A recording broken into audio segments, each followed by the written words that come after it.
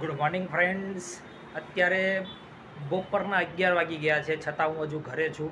કારણ કે સવારમાં અમારી જે બેડરૂમ છે એની લોબીમાં 2-3 કબૂતર ઘૂસી ગયા હતા. જોકે અમે નેટ લગાવી છે, પણ છતાં કબૂતર ઘૂસી ગયા હતા.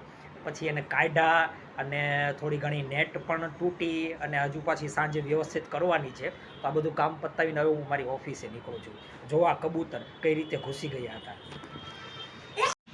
હવે આ એકની બદલે 2 ઘૂસી ગયા કબૂતર. એકને કાઢવાની બદલે બીજું ઘૂસી ગયું. હાલો ભાઈ, એક તો નીકળી ગયું, સરસ, એને જગ્યા મળી ગઈ. હવે આ બીજાને જગ્યા મળે છે કે કેમ એ જોવાનું છે.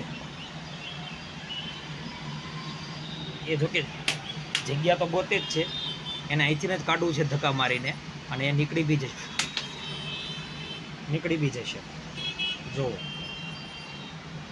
મેન વસ્તુ એ છે કે આ ઘૂસી કઈ રીતે જાય છે ને, એ જગ્યા ગોતવાની છે.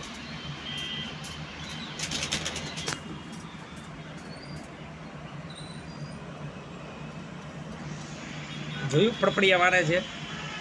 જોકે હવે એને નીકળશે ધીરે, જોકે જાળીમાં ફસાઈ જાય છે, એને જગ્યા મળતી નથી. ક્યાંકથી જગ્યા મળી જાય ને વ્યવસ્થિત નીકળવાની. આ કબૂતર એવું લાગે થોડુંક હોશિયાર નથી. ઓલું કબૂતર નીકળ્યું, એને જોયું તો એ નથી નીકળતો ત્યાંથી. બોલો. હેલો ગાઈડ્સ, આજે વિડીયામાં હું અત્યારે દેખાઉં છું. આજે અમારા ઘરે કબૂતર આવ્યા હતા, એટલે કબૂતરની થોડીક માથાકૂટમાં અમારે કામકાજ કરવાનું થોડુંક લેટ થઈ ગયું હતું. એટલે અત્યારે અમે જો ખાઈ પીને ફ્રેશ થઈ ગયા છીએ. હવે અત્યારે અમારે હિતાર્થ અને વેદાંતના ફિયાના ઘરે જઈએ છીએ. અમે લોકો વેદાંત અને હિતાર્થના ફિયાના ઘરેથી 5:30 વાગે ઘરે આવતા રહ્યા છીએ. હવે સાંજનું જમવાના મેનુમાં સાદું સિમ્પલ કાઠિયાવાડી ભોજન છે, ચા ને ભાખરી. આંટી હા બોલ. ચાલો ને બહાર પેસેજમાં બેસવા. કેમ અત્યારે? અરે મારે એક્ઝામ પૂરી થઈ ગઈ છે એટલે. એવું છે? હા. કઈ નહીં, આપણે હું અત્યારે થોડું કામ કરું છું, કામ કરી લઉં પછી પેસેજમાં બેસી. શું કામ કરો છો? હું અત્યારે માખણ બનાવું છું. માખણ તો મને બહુ જ ભાવે. તને બહુ જ ભાવે છે?